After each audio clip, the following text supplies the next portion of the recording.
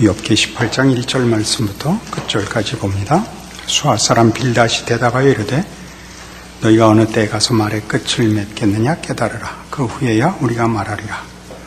어째 우리를 짐승으로 여기며 부정하게 보느냐. 울분을 터뜨리며 자기 자신을 찢는 사람아, 너 때문에 땅이 버림을 받겠느냐. 바위가 그 자리에서 옮겨지겠느냐. 악인의 빛은 꺼지고 그의 불꽃은 빛나지 않을 것이요 그의 장막 안의 빛은 어두워지고 그 위에 등불은 꺼질 것이요 그의 활기찬 걸음이 피곤하여지고 그가 마련한 꾀에 스스로 빠질 것이니 이는 그의 발이 그물에 빠지고 올감에 걸려들며 그의 발뒤꿈치는 덫에 치이고 그의 몸은 올무에 얽힐 것이며 그를 잡을 덫이 땅에 숨겨져 있고 그를 빠뜨릴 함정이 길목에 있으며 무서운 것이 사방에서 그를 놀라게 하고 그 뒤를 쫓아갈 것이며 그의 힘은 기근으로 말미암아 쇠하고 그 곁에는 재앙이 기다릴 것이며 질병이 그의 피부를 삼키리니 곧 사망의 장자가 그의 지체를 먹을 것이며 그가 의지하던 것들이 장막에서 뽑히며 그는 공포의 왕에게로 잡혀가고 그에게 속하지 않은 자가 그의 장막에 거하리니 유황이 그의 처소에 뿌려질 것이며 밑으로 그의 뿌리가 마르고 위로는 그의 가지가 시들 것이며 그를 기념함이 땅에서 사라지고 거리에서는 그의 이름이 전해지지 않을 것이며 그는 광명으로부터 흑암으로 쫓겨 들어가며 세상에서 쫓겨날 것이며 그는 그의 백성 가운데 후손도 없고 후예도 없을 것이며 그가 거하던 곳에는 남은 자가 한 사람도 없을 것이라. 그의 운명에 서쪽에서 오는 자와 동쪽에서 오는 자가 깜짝 놀라리라. 참으로 불의한 자의 집이 이러하고 하나님을 알지 못하는 자의 처소도 이러하니라. 아멘 그렇게 쉽게 하시면 안 되는 본문입니다. 아이고 싶어져야죠. 성경에 이런 말이 있나? 물론 이제 그 전체 내용은 분명한 것입니다. 악인의 말로는 비참하다. 악인은 결국 심판 속에 멸망을 그 보응을 받을 것이라 하는 내용입니다. 이게 말하자면 2회전 아닙니까? 1회전에 세 친구가 교대로 나와 욥을 권면하고 욥이 반론을 제기하고 이제 다시 2라운드에 와서 2회전에 와서 우리 엘리바스가 다시 하고 지금 빌닷이 두 번째 나왔는데 자주 보는 성경이 아니라서 별로 이렇게 분명하게 기억들을 이제 못 하실 경우가 많은데 내용에서의 진전이 없습니다. 같은 내용, 인과응보라는 같은 내용을 이제 1회전에서는 자세하게, 2회전에서는 더 강하게, 3회전에서는 더 강하게 이렇게 강도가 높아지고 그래서 내용은 더 분명하고 간단해집니다. 그리고 더 강력해집니다. 뭐가 강력하냐 하면 이 논리 안에서 해답이 되지 않는다면 내 잘못이다 하는 것으로 그러니까 처음에는 설득으로 시작했지만 욥이 응하지 않자 이제 2회전에서부터는 이제 경고가 강해지는 언성이 높아지는 그래서 지금 우리 이 18장도 전부 보면 말하자면 말 안 듣는 사람은 악인은 하나님 앞에 항복하지 않는 사람은 이라는 대전제 아래 이제 자꾸 그런 사람은 망한다. 그의 처소도 흔적도 없어진다. 후손도 없다. 모든 사람이 보고 놀란다. 이런 얘기들로 그 받을 재앙과 보응에 대한 무시무시한 경고들로 반복되고 있습니다. 이 주장들이 우리는 이제 현장 중계를 보는 것이 아니라 결론을 알고 보는 것 아닙니까? 결론에서 하나님이 그 세 친구가 틀렸고 욥이 옳았다라고 나온다는 것을 늘 염두에 두고 이걸 봐야 되는 겁니다. 그게 우리의 후손된 뒤에 태어난 사람들의 복이죠. 그렇다면 뭘 잘못했기 때문인가? 우리는 지난주에 욥의 대답 속에서 그 무시무시한 이해를 했었습니다. 이 세 친구의 주장은 다 옳음에도 불구하고 그들이 하나님의 일하심에 더 깊은, 더 큰 길을 자기네들이 이해하는 자기식의 논리로 자꾸 막아서고 있다는 데서 잘못됩니다. 우리는 그것이 마태복음 16장에 예수님께서 당신의 정체성을 제자들에게 묻고 주는 그리스도시요 살아계신 하나님의 아들이십니다라는 고백을 받으시고 축복하시고 교회를 약속하시고 그리고 죽으심을 얘기하여 베드로가 주여 그리 마옵소서 이 일이 결단코 주께 미치지 못하리이다 사단아 물러가라 이렇게 연결됐던 것을 욥기에 함께 나란히 놓고 비교를 했습니다.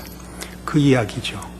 친구들이 옳은 말을 하는데 하나님이 인과응보라는 우리가 이해하는 이해의 범위보다 더 가는 것을 막는다는 차원에서 그들이 틀리는 것입니다.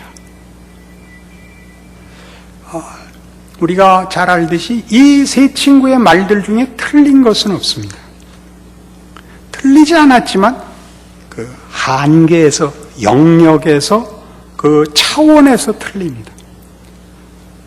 우리가 알고, 우리가 경험하고 분명한 것 속에 붙잡혀 있지 않은 하나님, 이해할 수 없는 길까지 우리를 밀어 넣으시는 하나님, 그게 욥이 지금 겪고 있는 것입니다. 욥이 세 친구의 답에 대해서, 그 권면에 대해서 늘 이 답을 하죠. 나도 안다. 나도 안다. 근데 내가 지금 걷는 길은 내가 보도 듣도 못한 것이요, 이해할 수 없는 것이라. 이 답은 하나님이 주시지 않는 한 세상에서 답을 찾을 수가 없다 라고 깜깜한 길을 간다는 사실입니다. 그래서 우리가 이제 이 시점에서 무슨 확인을 하느냐 하면 옳다는 말에 대해서 놀라운 기독교적 이해를 해야 됩니다. 세 친구는 욥을 항복시키기 위하여 그들의 권면의 정당성을 자신들이 알고 있는 신앙상의 어떤 질서와 어떤 그 분별로 제시하고 있는데 그것이 답이 다 되지 않는다는 사실이죠. 우리 늘 기독교 신앙과 세상적 윤리라는 것의 가장 큰 경계선이 옳고 그른 것에서 세상과 교회의 차이는 거의 없습니다. 어디에서 차이가 있냐면 옳게 만드는 데서 차이가 있습니다. 세상은 옳은 것을 알고 있지만 옳게 만드는 실력을 갖고 있지 않습니다. 기독교만 갖고 있죠. 예수입니다. 그래서 내가 옳은 것을 제시하고 상대방을 판단하고 권면할지라도 그것이 아무리 옳아도 사람을 바꿀 수 없다는 것을 우리가 늘 명심해야 됩니다. 예수를 믿는 자의 옳음은 옳은 것으로 하나의 윤리나 도덕이나 법에 국한되어서는 안 됩니다. 로마서 7장에 가보시죠.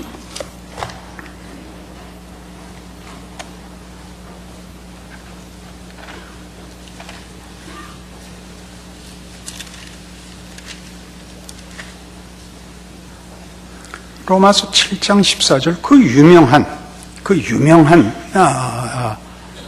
본문입니다. 잘 오늘 이해하시기 바랍니다. 로마서 7장 14절 우리가 율법은 신령한 줄 알거니와 나는 육신에 속하여 죄 아래 팔렸도다. 내가 행하는 것을 내가 알지 못하노니 곧 내가 원하는 것은 행하지 아니하고 도리어 미워하는 것을 행함이라. 만일 내가 원하지 아니하는 그것을 행하면 내가 이로써 율법이 선한 것을 시인하노니 이제는 그것을 행하는 자가 내가 아니요 내 속에 거하는 죄니라. 내 속 곧 내 육신에 선한 것이 거하지 아니하는 줄 아노니 원함은 내게 있으나 선을 행하는 것은 없노라. 내가 원하는 바 선을 행하지 아니하고 도리어 원하지 아니하는 바 악을 행하는도다. 만일 내가 원하지 아니하는 그것을 하면 이를 행하는 자는 내가 아니요 내 속에 거하는 죄니라. 이건 많이 오해하는 겁니다. 내 속에 선과 악이 두 개 있어서 늘 엎치락 뒤치락 하는데 늘 악이 이긴다, 그렇게 생각을 하는 것이 아닙니다. 여기서 얘기하는 것은 선악을 분별하는 지식은 있으나 선을 행할 능력은 없는 겁니다. 지식이 곧 능력이 되지는 않습니다. 전 전기공학을 했습니다. 그런데 형광등이 나가면 어떻게 해야 되는지는 모릅니다. 그 무서운 현실이죠. 그 말 이해하시겠죠? 제 아내가 저한테 아니 전기공학을 했는데 어떻게 형광등 하나 못 고치는가? 그럼 제가 그러죠. 전기공학은 발전소를 세우는데요. 그렇죠. 이게 굉장히 어렵습니다. 선악을 분별함과 지식과 도덕이 필요 없다는 얘기가 아니라 아는 것이 본인이 할 수 있는 지경을, 경지를 증명하는 것은 아니라는 사실입니다. 상대방에게 옳은 것을 설득을 해도 할 수 있는 능력이 인간에게 없다는 것을 알아야 되며 우리 스스로에게도 물론 그렇습니다. 이 모든 일에 은혜가 필요합니다. 기독교 신앙인이 된다는 것은 옳을 뿐만 아니라 옳을 수 있는 힘을 갖고 있는 것인데 하나님이 예수 안에서 성령 하나님의 임재로서만 허락되는 하나님 통치 아래에서만 일어나는 특별한 특권인 것입니다. 그게 이 얘기입니다.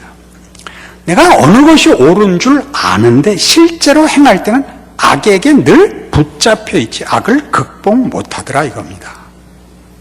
무시무시한 말 아닙니까? 그 어디로 끌고 가는가 보십시오. 21절 그러므로 내가 한 법을 깨달았노니 곧 선을 행하기 원하는 나에게 악이 함께 있는 것이로다. 내 속 사람으로는 하나님의 법을 즐거워하되 내 지체 속에서 한 다른 법이 내 마음의 법과 싸워 내 지체 속에 있는 죄의 법으로 나를 사로잡는 것을 보는도다. 오라 나는 곤고한 사람이로다. 이 사망의 몸에서 누가 나를 건져내랴. 그러니까 지식의 문제, 판단의 문제가 아니라 실제로 이길 힘이 있어야 되더라는 거죠. 실제로 오라 나는 곤고한 사람이로다. 갈등이 있다는 얘기 정도가 아니고 이 갈등을 이길 의지나 무슨 더 큰 지식이 필요하다는 얘기가 아니고 아는 것을 행할 능력이 없는데 왜 그러냐? 죄악에 붙잡혀 있더라는 사실이죠. 그래서 늘 옳은 것을 모르면 죄책감이라도 없을 텐데 고민이라도 없을 텐데 알면서 못한다는 사실에 놀라죠. 그래서 이게 오호라 나는 곤고한 사람이로다. 이 사망의 몸에서 누가 나를 건져내랴. 실존적인, 현실적인, 외면할 수 없는 사실의 우리의 실체의 현실이다 그거죠. 거기에 이제 답이 어떻게 제시되느냐면 우리 주 예수 그리스도로 말미암아 하나님께 감사하리로다.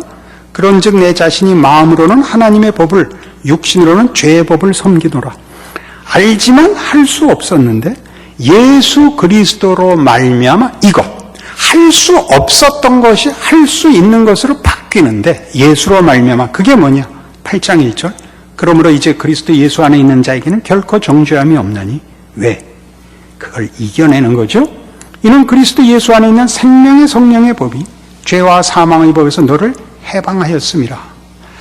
율법과 그리스도 안에 있는 성령의 법의 차이는 그냥 율법과 성령 그러기만 해도 둘의 차이가 뭡니까?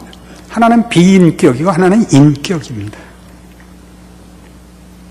우리가 규칙에 매여 있는 자가 아니라 어떤 존재에 붙들려 있는 것이 기독교입니다. 근데 우리는 자꾸 이걸 법칙으로 다시 바꾸려고 합니다. 사람에게 충고를 하고 격려를 할 때 법칙을 동원하지 마시고 그 법칙이 성령의 손에 붙잡히도록 인격성을 놓치지 마십시오. 그러니까 우리가 대표적으로 성경이 사랑을 얘기할 때 가만 보시면 사랑이 법칙들이 아니라는 걸 압니다. 우리 고린도전서 13장에 나오는 사랑에 관한 성경의 정의와 설명을 보십시오. 사랑은 일단 이 세 가지가 아니답니다. 그 아니다는 뭐냐면 사랑 없이도 이 세 가지를 할 수 있고 이 세 가지를 함으로써 사랑을 대체하는 일이 벌어진다는 것이죠. 첫째가 뭐였습니까? 천사의 말 아닙니까? 환상이 아닙니다. 내가 얼마나 진심을 가지며 얼마나 희생적이며 얼마나 열정을 가지는가 갖고 되는 것이 아닙니다.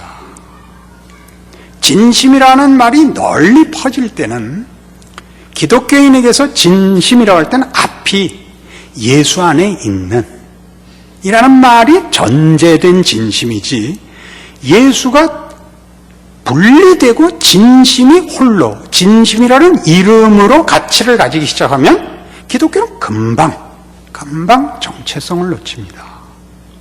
예수 안에 있는 진심이라는 건 우리가 잘 알듯이 십자가를 통과하는 것입니다. 십자가 없이 결과를 보는 법칙, 십자가 없이 결과를 만드는 어떤 기적이라는 것은 기독교 안에서는 허락되지 않습니다. 어렵죠? 천사의 말 두 번째는 뭐였습니까? 산을 옮기는 능력이 있을지라도 그것이 사랑을 대체할 수 없습니다. 사랑이 없으면 아무것도 아닙니다. 능력인데, 능력. 교회사 내내 2000년 교회사 속에서 교회 안에 있는 그 두 가지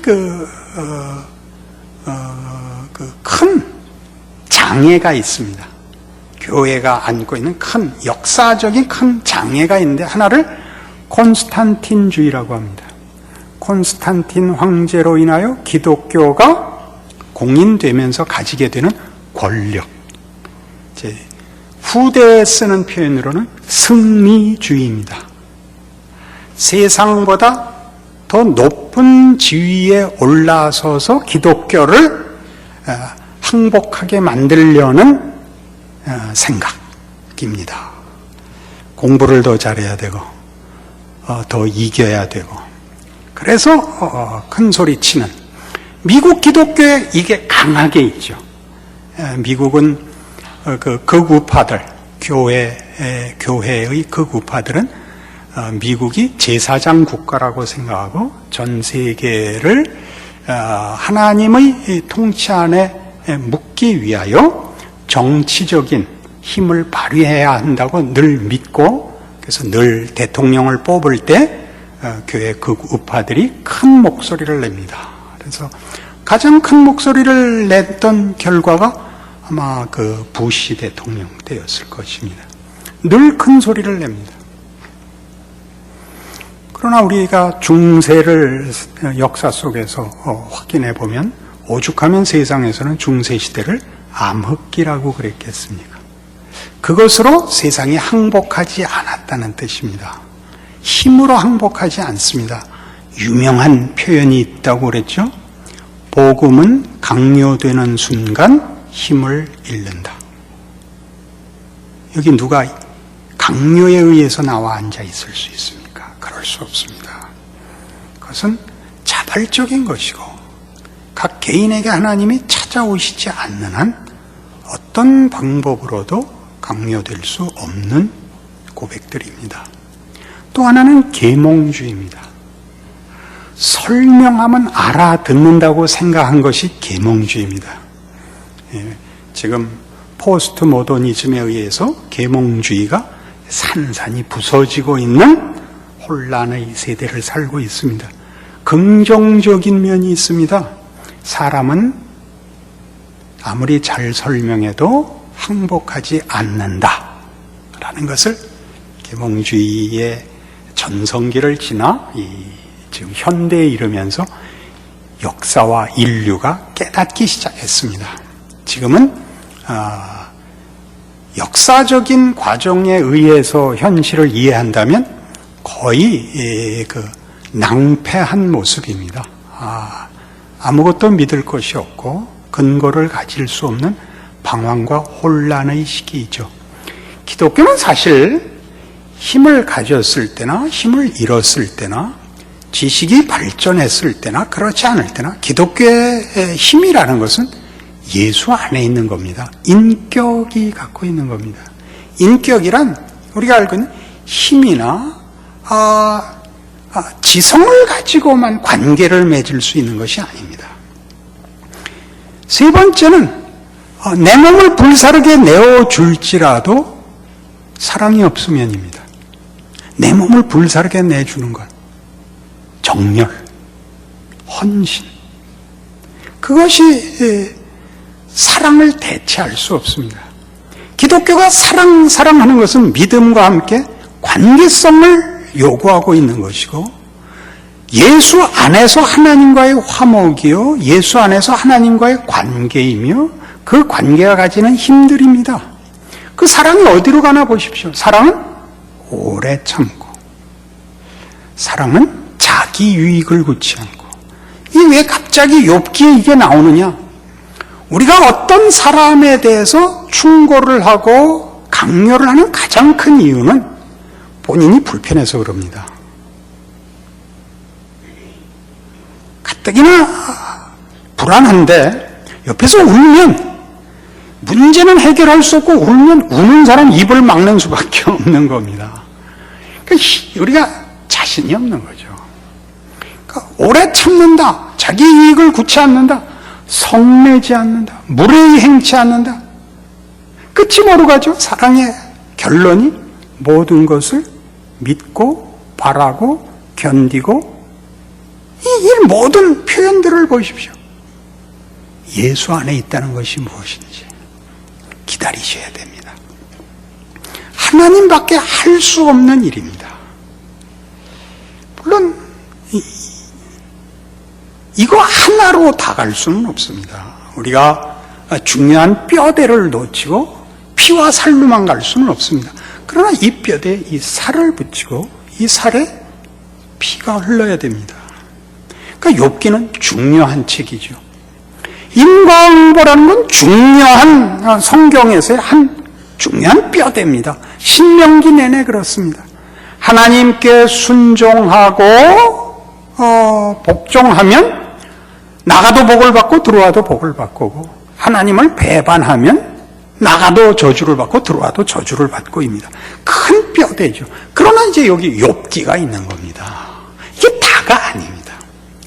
구구단이 다가 아니고 더하기 빼기가 다가 아니고, 거기 피와 살이 있고 용서가 있고 회복이 있고 기다림이 있다는 사실을 같이 가지 않으면 안 됩니다. 그 얘기를 하고 있는 겁니다. 이 세 친구들의 말은 다 옳지만 하나님은 다만 뼈대만은 아니더라, 피가 있고 눈물이 있으시더라 하는 얘기를 하는 거죠.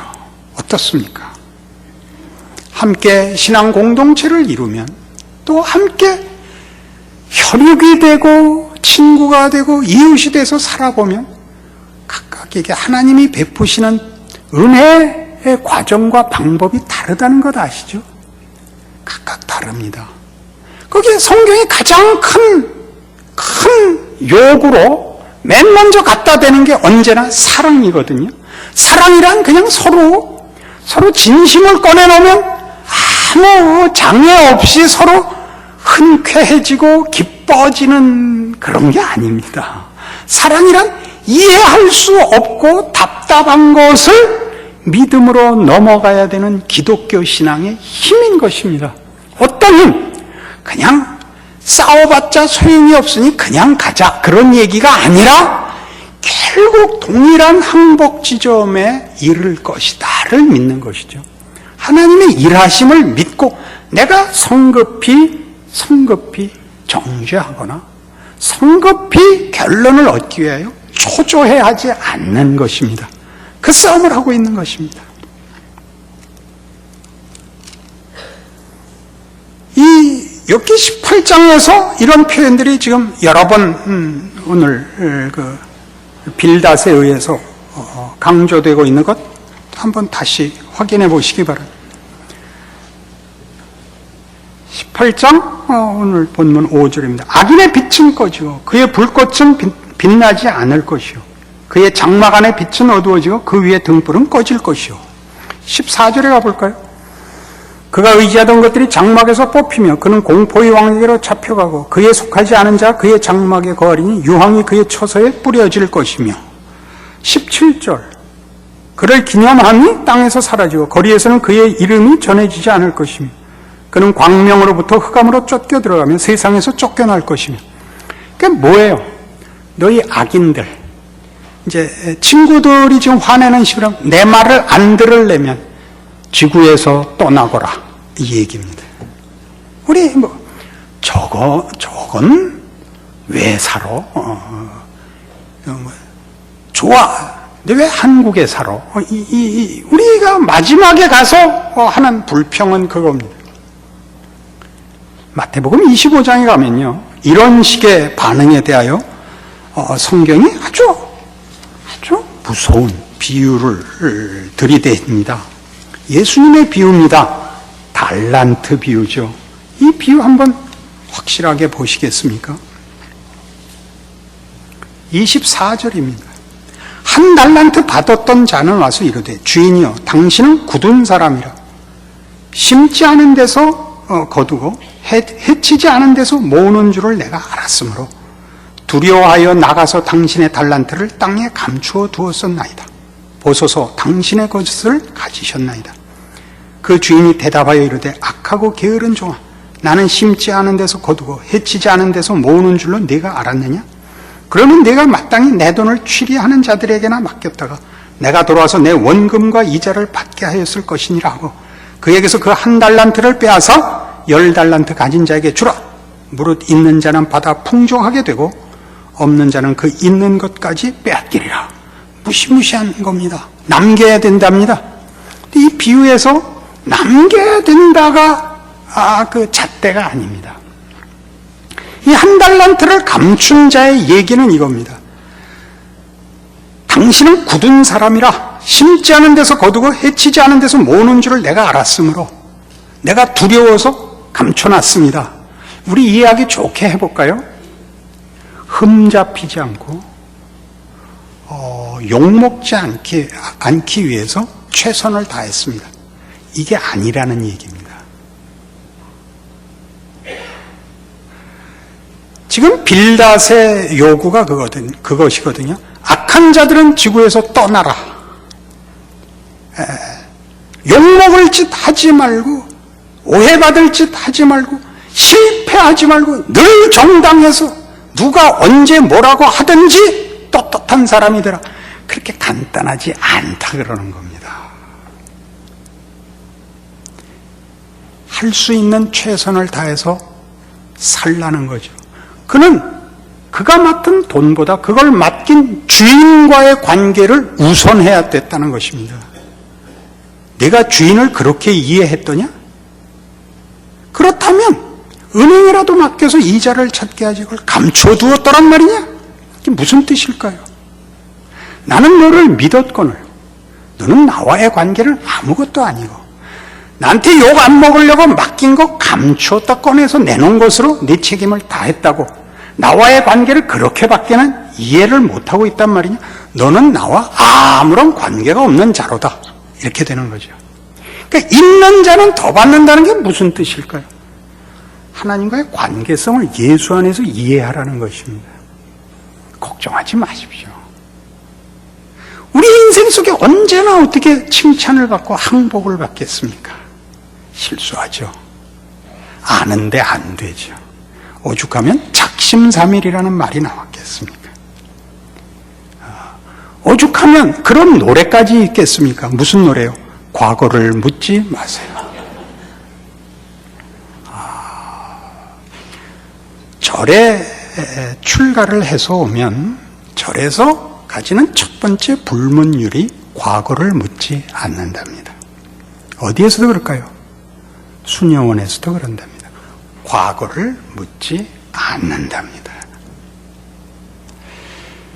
우리는 사실 가장 깊게 세상이 할 수 없는 데까지 부름을 받고 있는 겁니다. 우리의 상처, 우리의 자책, 오호라 나는 곤고한 사람이로다 이 사망의 몸에서 누가 나를 건져내랴를 그러므로 예수 그리스도로 인하여 하나님 아버지께 감사하노라. 내 마음으로는 하나님의 법을, 그러나 내 몸으로는 악을 섬기고 있노라. 그 갈등과 그 실패 속에서 감사가 터지는 겁니다. 그 실패 속에서 아무 흠이 없고 아무 욕을 안 먹는 것으로 주로 들어가면 우리는 실존이 될 수가 없고 삶을 사는 자가 아니고 욕 안 먹기에 급급한 땅에 파묻힌 한 달란트에 불과해집니다. 그런 생으로 부름받고 있지 않습니다. 욕이 끌려가는 답 없는 그 자리, 모든 설명과 이해와 경험을 갖다 대도 답이 없는 자리까지 들어가는 것을 누가 풀겠습니까? 하나님이 푸실 겁니다. 어디로 끌고 갔죠? 그 전보다 배나 받는 축복으로 갔다 그럽니다. 걱정하지 마십시오. 기독교 신앙입니다. 욥기가 가진 무시무시한 메시지입니다. 하나님은 굉장하시구나. 지난주에 했습니다. 하나님은 예수를 감동과 설득을 위하여 보내시지 않고 우리를 위하여 그를 죽이십니다. 우린 그 자리에 못 가는 겁니다. 겁이 나서 멀찍이, 아니 도망가는 제자들과 같을 겁니다. 거기 하나님이 인간에게 당신의 목숨까지 맡긴 자리까지 가는 그 자리로 우리를 부르고 있다 그랬습니다.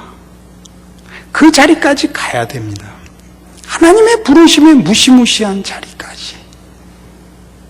그것은 거기까지 가는 게 고통스럽고 감당할 수 없는 자리인 것이 사실이라.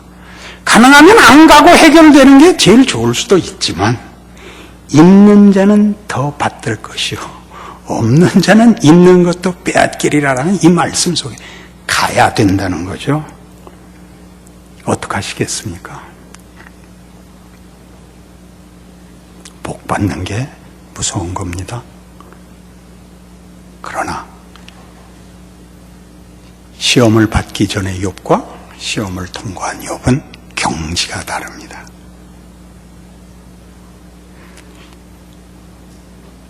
그의 딸들은 전국에서 최고의 미인이 됐답니다. 그 괜찮은 복 아닙니까? 어떻습니까? 여러분이 원하느냐 원치 않느냐의 문제가 아닙니다. 예수를 믿는다는 말이 가지는 무시무시한 경지입니다. 그러니 순종하시고 각오하시고 기도하십시오. 여러분의 인생을 대강 살 생각일랑 빨리 걷어치우시고 사랑이 가지는 무시무시한 과정을 통과하셔서 사랑의 기쁨을, 충만을, 영광을 함께 나누는 자리까지 오시는 여러분들 되시기 바랍니다. 기도하십시다. 하나님 아버지, 우리 모든 인간이 원치 않는 자리입니다. 우리는 사랑을 원치 않습니다. 우리는 안전을 원합니다. 그리고 명예를 원합니다. 그러나 하나님은 우리를 고통과 오해와 모욕과 그리고 실패로 인도하시는 듯이 보입니다. 우리를 죽음의 자리로 끌고 들어가서 부활로 가는 길이 그것뿐임을 우리에게 요구하고 있습니다. 우리 다 알고 있으나 겁내는 자리입니다. 다른 것으로 때우려고 하지 말게 하여 주시옵소서. 당연히 우리가 선행을 또 윤리를 책임을 지켜야 하지만 그것으로 짐짓 우리를 기만하고 있지 않는가 돌아보게 하시옵소서. 우리 인생을 곤곡해 하시는 이유를 깊이 말씀으로 해석할 수 있게 하여 주시고, 그래서 참다운 믿음을 가지고 우리의 인생을 주의 이름으로 지킬 믿음과 용기도 주시옵소서. 예수님 이름으로 기도합니다.